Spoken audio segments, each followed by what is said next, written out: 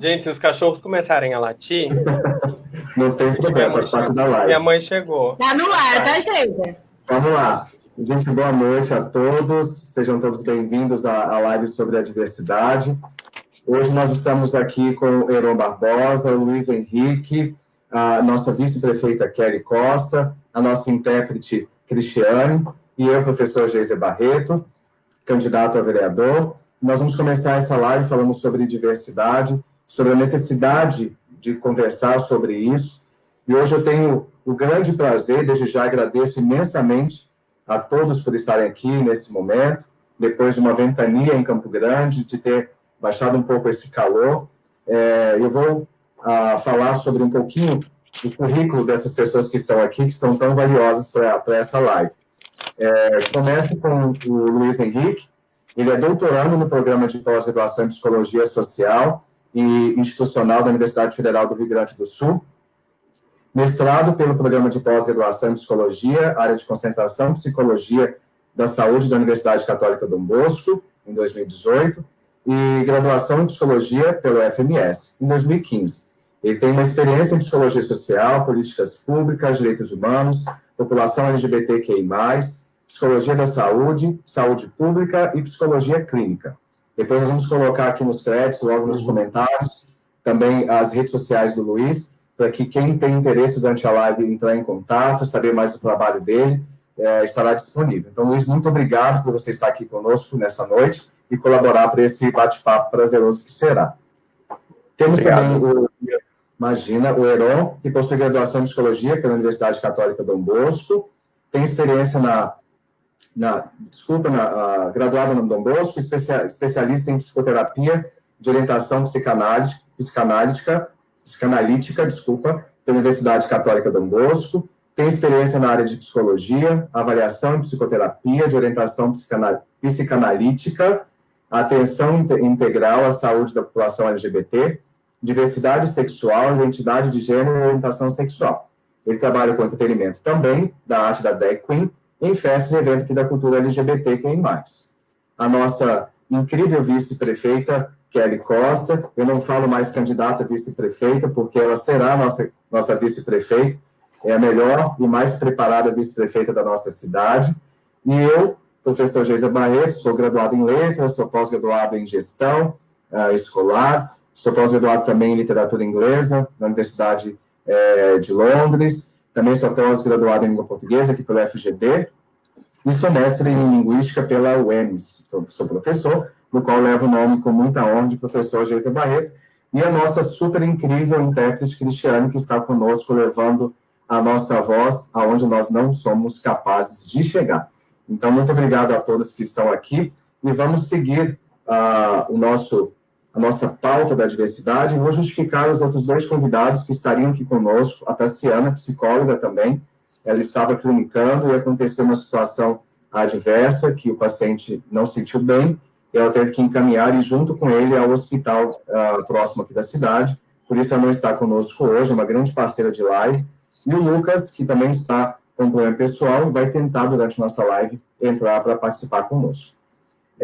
A nossa pauta para nossa início de noite de hoje, nós vamos falar sobre alguns pontos como a Casa do Amor, vou fazer essa introdução, o mercado de trabalho, a psicologia e sua importância e a diversidade cultural. Eu começo a falar sobre a Casa do Amor de forma bem breve, e quem quiser saber um pouco mais sobre a Casa do Amor, entre nas nossas páginas oficiais para que possa acompanhar sobre a Casa do Amor, que é um projeto que eu escrevi levando em consideração a todos que necessitam desse projeto na nossa cidade, e o nome já fala, Casa do Amor, ser um abrigo inicial para aqueles que necessitam de casa, de lar, ser um refúgio para as pessoas da comunidade LGBTQI+, mas com assistência psicológica, com assistência nutricional, médica, que possa ser um centro de preparo profissional para as pessoas que ali estiverem.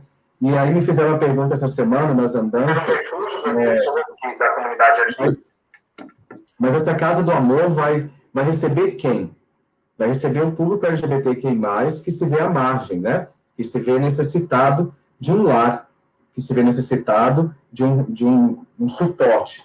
Então, a Casa do Amor vai ter um espaço público com o apoio da nossa vice-prefeitura e com a prefeitura com o Dagoberto, nós vamos criar a Casa do Amor aqui em Campo Grande para esse público, para que eles não precisem ficar marginalizados, que só tenha a opção de se prostituir, enfim, em outras vertentes. Então, o nosso preparo aí é para fazer a inclusão de fato. E falando de inclusão, falando de necessidade de atendimento à psicologia, eu peço que o Heron converse conosco sobre a necessidade das clínicas e de se clinicar aqui na nossa cidade, de ter atendimento humanizado e de ter esse atendimento ao público e comunidade LGBTQI+. Então, mais uma vez, muito obrigado, Heron, por participar, e é com você.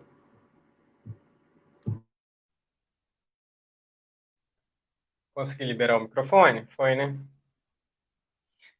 Boa noite, gente. Muito obrigado pelo convite, Geiser. É um grande prazer poder estar aqui com vocês, compartilhando um pouquinho do Heron, psicólogo. Vocês até tinham me feito o convite de apresentar o Heron drag queen, o artístico, mas eu reservei esse momento para trazer o Heron psicólogo, o Heron a par desse movimento social, das defesas LGBTs e tudo mais, que eu acho que na noite de hoje é mais válido. Outra oportunidade a gente traz com maestria Beatriz Mondrian, minha persona, drag queen, e a gente pode bater um papo super legal, vai ser grande válido. Mas hoje eu reservei trazer o Heron psicólogo, o Heron engajado nos projetos sociais, a par da comunidade LGBT. Também sou um LGBT, um super defensor, e eu acho que eu vou contar um pouquinho da minha história. Eu acho interessante trazer como que eu cheguei ao Heron psicólogo clínico, nos atendimentos sociais e tudo mais. Eu me formei pela UCDB, e não só na UCDB, mas o que eu percebo, eu já me formei um bom tempo, e aí, não vou revelar quando, vocês vão descobrir muita coisa sobre mim. E eu vejo o seguinte, tem um déficit gigantesco, até quero que depois o Luiz possa comentar, não, ele se graduou em outra universidade, mas eu via uma deficiência da grade curricular para engajar os LGBTs de forma geral. Tanto que eu trazia, eu sendo uma LGBT, eu trazia para minha sala, eu acredito que a minha sala foi grande beneficiada com alguns seminários, alguns eventos de palestras livres que tínhamos que organizar, e eu sempre procurava trazer a pauta, algum tipo de pauta LGBT, porque eu não aceitava que psicólogos saíssem da graduação, da universidade, sem saber, no mínimo, o que seria uma transexual, ou uma trans, ou trans, uma travesti, porque eu lembro de conversas, algumas conversas, com pessoas próximas, ou até mesmo dentro do consultório. Que bom ter você, Heron, psicólogo que me entende, que sabe quem sou eu. Isso acontece até no meio LGBT. Alguns gays vivem nos guetos, separados em guetos, e não conhecem o gueto do coleguinha da outra sigla LGBT. E aí eu vi essa deficiência e fui caminhando. Eu lembro de alguns estágios, eu sempre fui me engajando nesse movimento social LGBT, e eu fui fazer estágio na Casa da Cidadania, no Centro de Prevenção e Controle de Combate à Homofobia. Faz muito tempo, isso foi em 2012. E ali me deu uma abertura, um olhar diferente, mais voltado para a psicologia social. Tudo bem que hoje eu uso, eu estou voltado para a psicologia clínica, eu trabalho com a psicanálise enquanto técnica, mas eu acredito que todas as psicologias são sociais. Quem senta na minha frente para conversar não é a pessoa da psicanálise, a pessoa da psicologia social, a pessoa, não. É um ser humano cheio de desejos, um ser humano cheio de amor, que procura a felicidade a cada dia. E lá me fez ampliar um olhar de que nós, LGBTs, eu falo nós porque eu também eu faço parte dessa vulnerabilidade, dessa parcela pequena da sociedade, onde a gente é visto com más olhos. Isso começa dentro da família, é um processo, é um déficit de educação dentro de casa, que a gente pode pensar. Tem um N leque para abrir, N possibilidades para a gente poder discutir. E todos merecem uma qualidade de vida.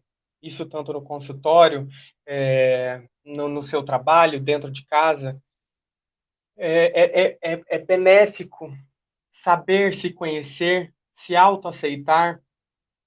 E a gente, voltando nesse estágio, a gente fazia bastante, tinha algumas palestras com as mães de acolhimento, porque os LGBTs precisam de acolhimento. Eu acho que a pessoa que chega no meu consultório, o gay, a lésbica, o LGBT em geral, que fica super feliz, que eu os entendo, porque eu acho que a parte da empatia não é talvez sentir a dor do outro, a dor de como é ser um LGBT, porque talvez eu não consiga estar nessa dor, junto com essa dor, porque a dor é individual, a dor é única para cada um, mas eu posso entendê-la, compreendê-la, acolhê-la e fazer um processo de reflexão, de pensamento, enfim. Voltando lá no estágio, que eu me perco e vou indo embora para outros lugares, tinha bastante palestras com as mães,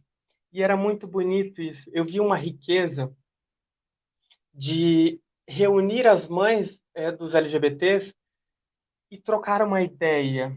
Eu acho que uma simples conversa, uma simples troca de olhar entre as mães, sem os filhos não participavam. E, eles participavam, às vezes, nas últimas reuniões. O olhar das mães mudava, o olhar da, desse encontro mãe-filho, ou às vezes uma mãe postiça, que estava presente também, tudo vale a pena. Eu acho que uma simples conversa, acolher, dar uma oportunidade de reflexão de que nós, LGBTs, podemos estar aonde nós quiser, todos os lugares que a gente quiser habitar, a gente pode habitar. A gente pode estar na arte, a gente pode estar na cultura, a gente pode estar no esporte, a gente pode estar advogando, a gente pode estar numa sala de psicologia, a gente pode estar aonde a gente quiser. É importante fazer uma reflexão dessa liberdade. A gente quer liberdade, mas, ao mesmo tempo, ficamos presos por uma sociedade, etc, etc. Todo mundo já conhece e está careca de saber. Eu acho que quebrar essa ignorância em processos de educação dentro de casa, desde a base, a gente tem que mudar na base, senão a gente não consegue nada. Nós precisamos ainda crescer muito mais. E eu fico feliz de ser um psicólogo clínico que faça um atendimento LGBT sem distinção, acolhendo quem me procura. Eu acho que isso me deixa gigantesco comigo mesmo, de amor. O trabalho drag queen, eu acho que eu posso falar depois. Geiser, me ajuda, me pergunta.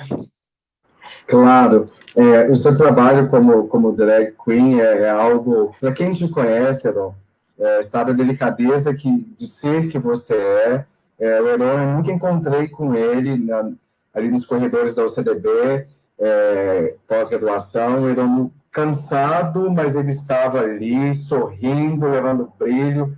Eu acho que ser drag, isso é óbvio que a gente não consegue, às vezes, laterizar, né, para o ser e persona, mas eu acho que ser drag é trazer alegria, é uma arte de levar alegria para o outro, de levar uma arte, de levar comunicação, de levar aquilo que que traz a beleza da vida, que é ser, né? E eu, Vou e pegar eu um gancho do que acredito, você deixa eu disse, Heron, só, que você acho falou da drag queen, e eu acredito que claro.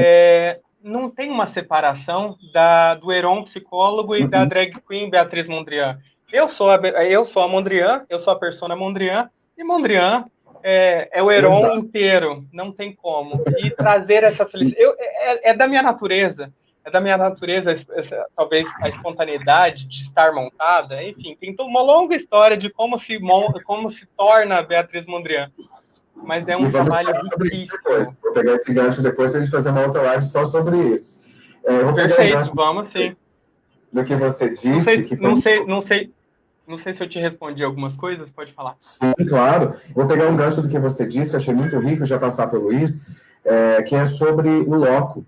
Eu sempre falo sobre isso durante as lives, a voz da qual eu me identifico, o loco aonde eu me encontro, né? E a importância disso, falando como educador, de se ver dentro das escolas. Como que eu consigo adequar um aluno LGBTQI+, dentro da perspectiva acadêmica, seja na graduação, na pós-graduação ou no ensino básico, né? E se eu entro para assuntos de gêneros ou de trans, isso é ainda mais complexo. Como que eu consigo adequar aquela escola para esse ser, como é tratado hoje as palavras na escola com muito tato? Eu acho que a identificação ela tem que ser o que você falou, afetiva, humana, e não colocar ou tentar colocar cada um dentro da sua caixinha, porque o loco ou a voz que a pessoa tem dentro da escola, diretores, cuidadores, às vezes não tem a capacidade de se compreender. Aí entra a importância de ser como você, Herói, Luiz e outros profissionais como a TAS, de se preparar a comunidade profissional, acadêmica, para esse tato no dia a dia. Fazer cursos de formações dentro da CEMED, por exemplo, para preparar a comunidade profissional a lidar e não separar, né? Porque hoje se tem uma separação muito notória, porque se eu não sei tratar aquilo, eu separo. Se eu não sei, eu mando psicólogo. E às vezes eu não preciso separar, eu preciso incluir. As pessoas precisam de inclusão, e eu posso estar em qualquer lugar. Então, várias vezes já perguntaram para mim dentro de sala de aula, mas você identificou aquele aluno, o que você acha? Eu falei, gente, não existe um gaydar pronto para eu andar na rua como tem um celular aplicativo de Pokémon. Eu estou caçando um ser humano. Ele está ali, ele existe, eu tenho que tratar como aluno. Aluno é plural.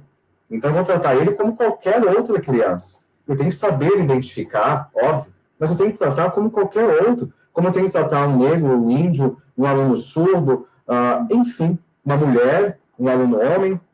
E a mesma coisa que nós temos dentro dos guetos, como eu disse agora há pouco, sobre o trato com pessoas que têm a perspectiva, né, que assim eu sempre trago, do trato trans, então homem trans, mulher trans e todas as outras nomenclaturas, que também tem os guetos para o público cis. Então, às vezes a minha voz não alcança aquele público, mas seria algo tão mais fácil se a voz fosse para ser humano, né? E eu tenho que tratar todos em seus nichos, compreender, aprender, ou seja, fixar o conhecimento, internalizar esse conhecimento, mas respeitar como ser.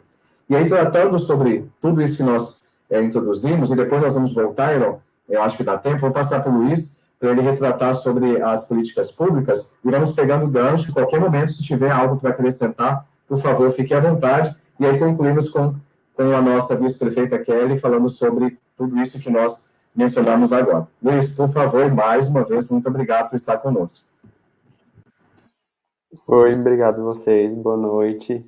Acho que acompanhando o que o Heron trouxe, é bem isso mesmo. Agora que a gente tem uma mudança e uma emergência de que esses saberes sobre essas populações, né, LGBT e que mais saberes sobre raça, saberes que trazem a questão de gênero, do feminismo, que estão adentrando a psicologia.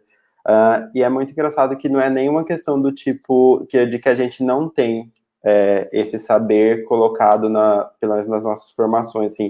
Mas o que a gente tinha era sempre de um saber ou de uma qualificação ou categorização da população LGBT e que mais num lugar muito do da doença, do degenerado. Então, essa questão que dentro da psicologia, dentro da própria psiquiatria, do saber médico, que rondava a população, e ronda até hoje, né, querendo ou não, porque ela se forma dentro da academia, mas ela vai para o senso comum, né? Esses saberes que a gente está trabalhando dentro da universidade, eles vão para fora. Mas, então, quando esse saber vai para fora, então essas coisas são reproduzidas na sociedade. Então, os movimentos sociais e a política, elas vão entrar nesse jogo para produzir políticas públicas para essas populações. Sempre nessa tensão, assim, dessas populações, as próprias populações, né? Então, a própria população LGBTIQ+, vai tensionar a política para que, assim, a gente produza políticas públicas. Porque o que a gente tem é que, por que isso se é necessário, né? Porque se torna-se necessário as políticas públicas para a gente. No sentido de que, por mais que a gente tenha leis e constituição, que somos todos tratados iguais, somos todos cidadãos nessa sociedade, não é assim. A gente tem N colocações para que, tipo, a gente seja reconhecido como cidadão. Uma pessoa trans, ela entra num jogo de normas para que ela consiga ser reconhecida, para que ela consiga ser reconhecida como cidadã dentro dessa sociedade. Então, ela não pode ser, vamos dizer assim, ela não pode começar o processo dela de redesignação sexual e não terminar, ou ficar ali no meio, porque vai causar esse estranhamento. Então, para ela ser reconhecida, tem N colocações que ela precisa se adequar. E não é isso que a gente quer.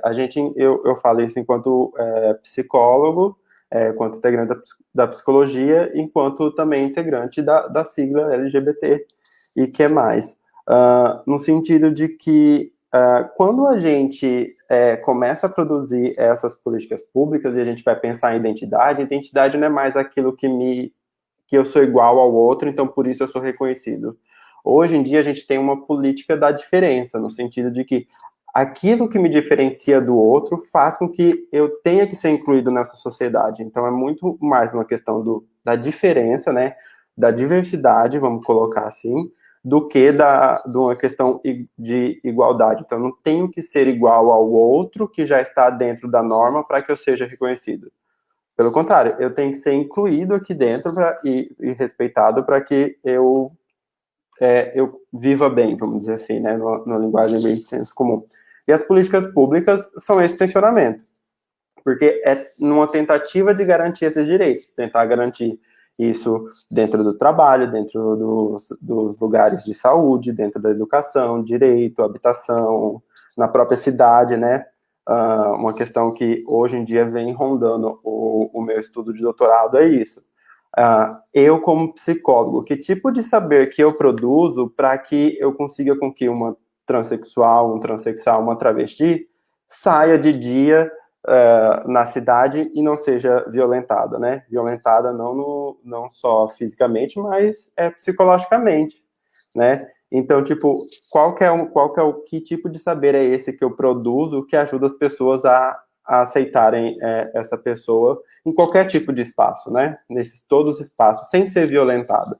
Então, as políticas públicas, elas vão tentando, elas são produzidas para que elas vão incluindo essas populações que estão em situações de vulnerabilidade ou de vamos colocar desigualdade social. Porque a todo momento, né, a existência dessas pessoas, elas estão em perigo, né?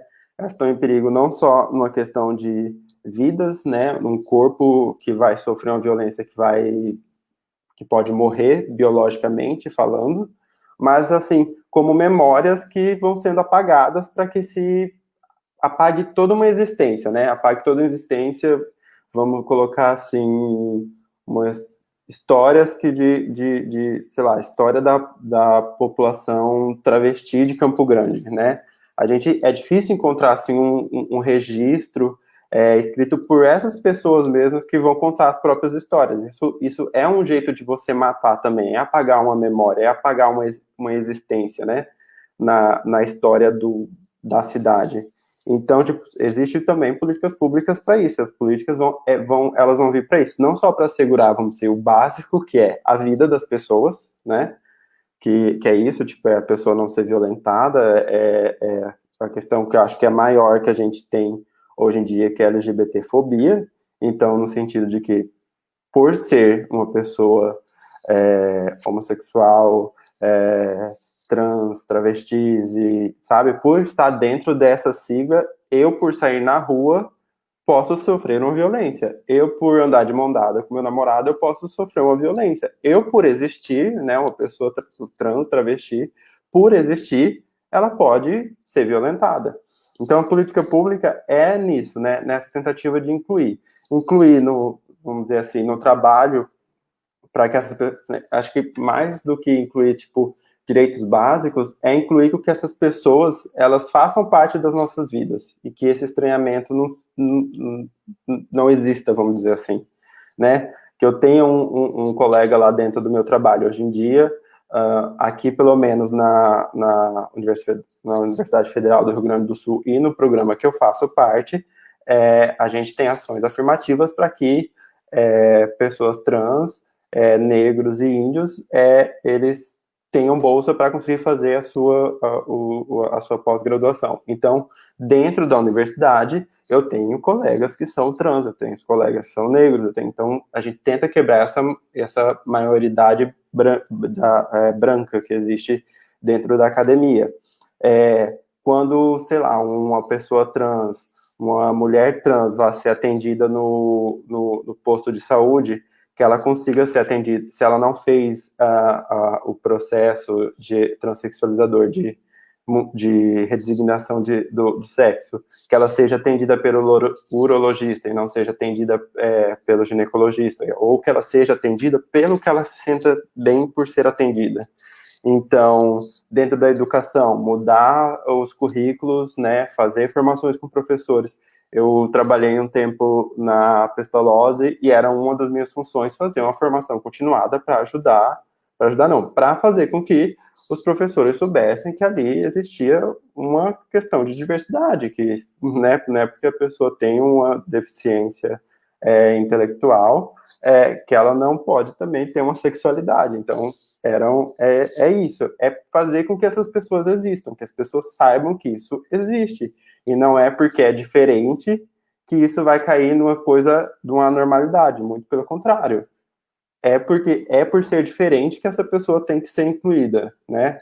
Porque você também vai ser diferente, né? Por mais que essa pessoa está dentro da norma num quesito, vamos dizer assim, maior, ela também tem as diferenças dela, e é por essa diferença que as políticas, eu acho que hoje em dia a gente tem que pensar as políticas públicas, não por uma questão de tentar fazer com que as pessoas se adequem, as pessoas diferentes se adequem, ou né, formar esse bloco único, assim, não, muito antes pelo contrário, tentar povoar com as diferenças desses lugares.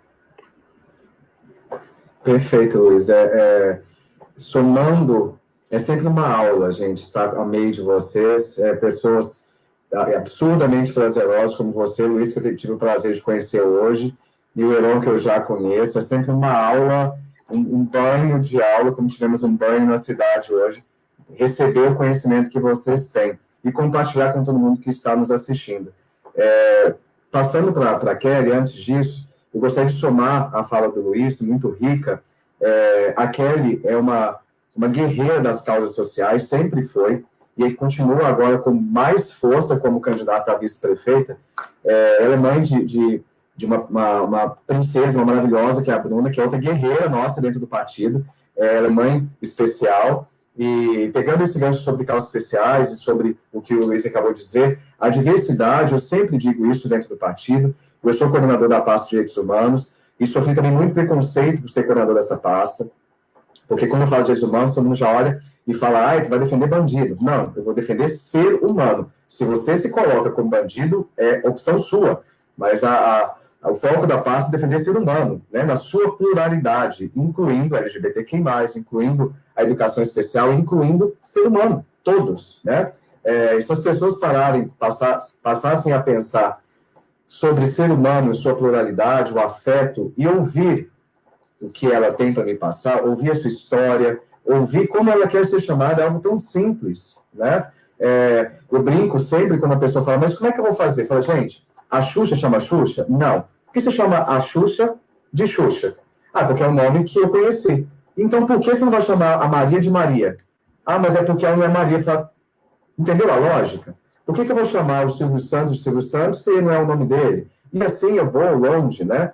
Então, por que eu ter tanto freio para poder usar uma coisa, sendo que eu uso de outra forma tão natural? Assim eu uso dentro de sala de aula para falar com o aluno, de uma forma leve. Eu não preciso também, ao tempo todo, ser uma conversa com uma lança na mão, porque eu acho que assim você não educa, né? Você só traumatiza. É a minha perspectiva.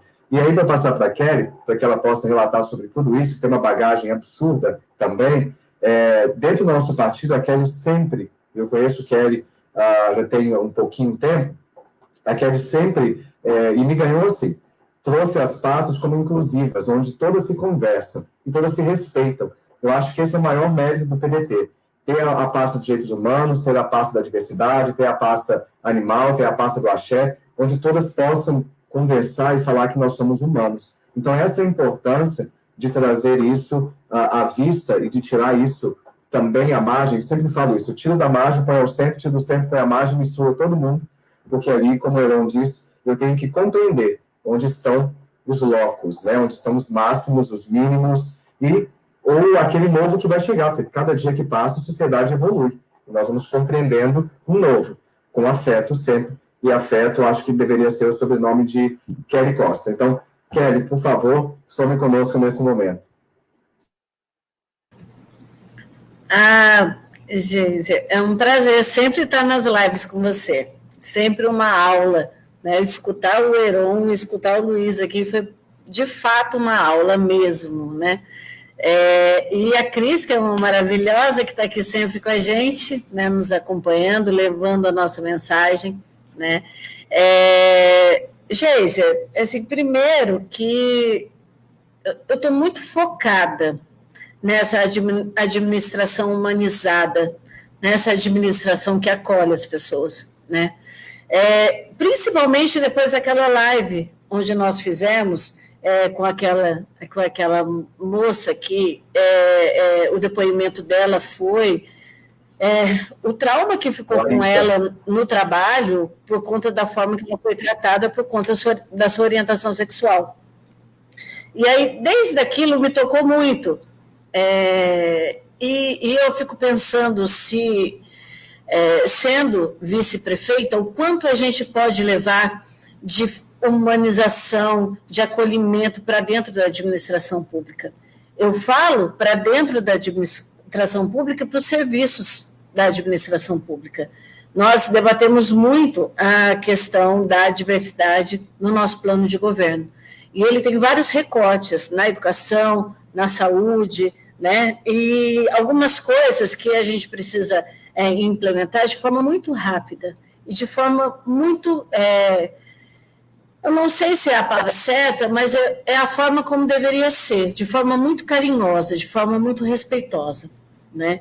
A questão da delegacia de atendimento à comunidade LGBTQ+, né? Que, como o Luiz falou, esse perigo mesmo de sair à rua, da violência, da agressão, isso a gente precisa tratar e enfrentar de forma muito séria. As pessoas não podem sofrer violência, nenhum tipo de violência, pelo preconceito, ou por, né, que vá se tratar quem tem preconceito, né? As pessoas, né, do movimento LGBTQ+, não podem sofrer nenhum tipo de agressão. E é a administração pública que tem que cuidar disso. Então, a delegacia, ela tem que ser uma delegacia que atenda de fato, que resolva de fato a questão da homofobia, né? Programas que tratem a questão da igualdade, né? Todos os tipos, né? Eu sou mãe de uma menina especial, de uma filha, de uma criança especial. de 29 anos, e eu já sofri na pele muito tipo de preconceito. Eu já sofri na pele, o que eu digo, muito tipo de preconceito, que quando faz com a minha filha, ou com um amiguinho da minha filha, está fazendo comigo, né? Então, eu já sofri muito isso. Então, a gente precisa tratar de forma muito séria a questão das políticas públicas da igualdade. Políticas públicas voltadas para a questão da prevenção da saúde.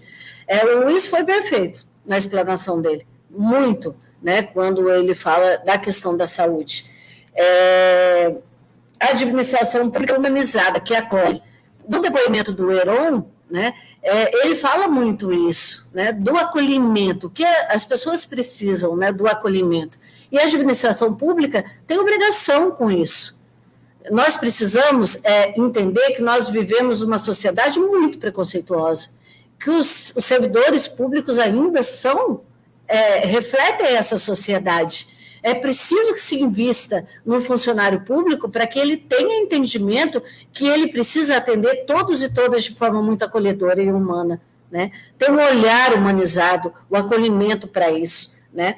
E a proposta para o ambiente de trabalho, que não está no nosso plano de governo, mas que irá entrar depois do depoimento da... Como que ela chama, Geisa? Larissa. Do depoimento da... Larissa. A Larissa. A Larissa falou muito da forma como ela foi tratada no ambiente de trabalho, por conta da sua orientação sexual. Então, eu conversei muito com o Dagoberto em relação a isso. E ele disse, né, Kelly, é uma das coisas que a gente vai... cuidar e levar muito a sério, esse ambiente acolhedor, né, politizar o espaço, a gente precisa cuidar disso, e o ambiente de trabalho tem que ser um espaço de respeito, e quem não respeite, pede para sair, não é verdade? Tem algumas coisas, a questão do preconceito, não tem meio termo, não tem meia conversa, ou a gente entende que a sociedade, ela tem uma diversidade nisso, ela precisa ser inclusiva, ou não é a gente, né, que precisa sofrer. Eu acho que... Esses dias, um amigo de trabalho gritou comigo. E aí, eu gritei também, né? E aí, depois... que esse negócio de gritar... Eu falei, gente, eu já fui vítima de um relacionamento abusivo. Eu trago marcas na minha alma, do grito, da coisa mais agressiva. E eu não vou me tratar por causa disso, não. Vai se tratar quem olha para uma mulher e que não respeita. Né? Ele que vai se tratar, eu vou tratar não, porque tem que me olhar, tem que me respeitar, porque eu sou uma mulher e eu respeito cada um que está ao meu lado. E ninguém vai crescer para cima de mim. E é exatamente isso que eu entendo sobre a questão do preconceito, sobre a questão da diferença, sabe, Jéssica? A gente precisa entender que algumas coisas não têm meio termos. E aí eu fiquei muito encantada sobre a questão que o Heron falou, eu até anotei aqui, sobre a questão das palestras das mães, né, LGBTs. Olha que programa lindo seria no nosso governo, na nossa administração, se a gente pudesse conversar sobre isso, acolher, né, ter esta pauta em debate, vamos conversar com a família, vamos conversar com essas mães, né, o quanto seria mais tranquilo. Um ano passado, eu participei de uma série de palestras lá na UEMS, que era sobre a questão da diversidade.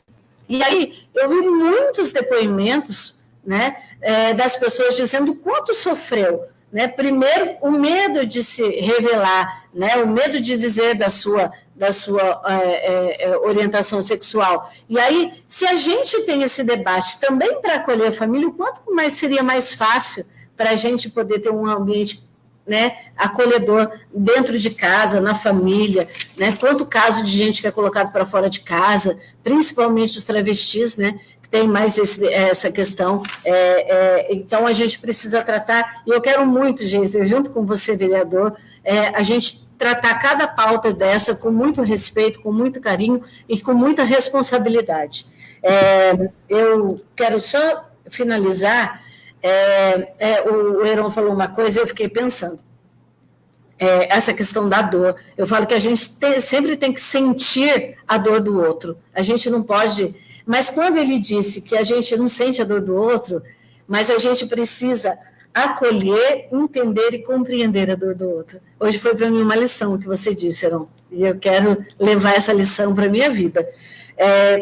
Só para finalizar, Geisa, dizer para você que eu tenho orgulho de estar no PDT, que é o partido que tem o maior número de candidatos do LGBTQ+, do Brasil, né, que a gente debate nas nossas pastas, dos nossos núcleos, a questão dos direitos humanos e da diversidade, e não há outro caminho a não ser o diálogo, a não ser conversar aí bastante, debater pautas que para muitos ainda é um tabu, mas é de uma necessidade muito grande debater, e como Heron falou, posso não sentir a dor dele, mas eu quero acolher, entender e compreender a sua dor.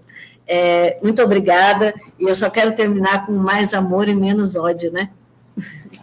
Sempre, sempre.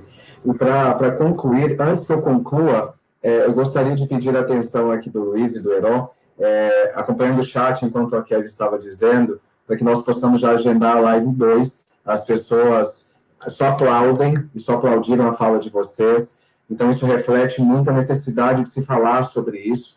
Então, depois, o pessoal vai entrar em contato, vai agendar já a live 2, dependendo da disponibilidade de vocês, é claro, para que possamos continuar esse bate-papo. Antes de concluir, eu só quero pegar também um exemplo que eu disse esses dias na rua, conversando com o pessoal, que foi o seguinte: mas se você ganhar no seu gabinete, vai trabalhar LGBT? Foi uma pergunta que uma trans me fez. Eu disse a ela a seguinte frase: você não tem que pleitear trabalhar apenas com o público LGBT, você tem que estar aonde você quiser estar. Então eu pego o gancho mais uma vez da fala dos dois, tanto do Heron quanto do Luiz, e eu não preciso pleitear trabalhar só em um nicho. Eu tenho que trabalhar onde eu quero. E eu perguntei para ela: o que você quer? Eu quero ser advogado. Eu falei: então, você tem que voltar e ir atrás de quem vai investir na sua educação. Você pode estar na faculdade, você pode formar em direito. Mas mesmo sendo trans, mesmo sendo um homem que sou mulher, eu falei: você é mulher, então você pode ser o que você quiser. Lute para isso, e não só trabalhar com o público LGBTQI+, né? Que não é só, mas eu posso ser ou querer ser, estar aonde eu quiser. Então, e o finalzinho, assim como a Kelly disse, eu acho que nas escolas e nesses órgãos acadêmicos falta um pouco uma frase bem simples: ouvir antes de falar. As pessoas estão muito prontas e preparadas para te dar uma fórmula e falar.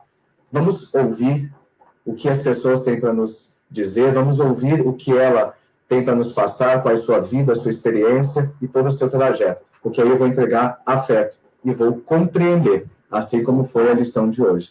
Então, muito, muito obrigado mais uma vez, Luiz e a Heron, por estar aqui. Kelly, muito obrigado também, nos vemos daqui a pouco. Cris, muito obrigado por estar aqui conosco. Quero agradecer imensamente e nos ver na live 2. Pessoal, boa noite para todos. Até a nossa próxima live. Um grande beijo. Fiquem bem. Mais amor e menos ódio, sempre.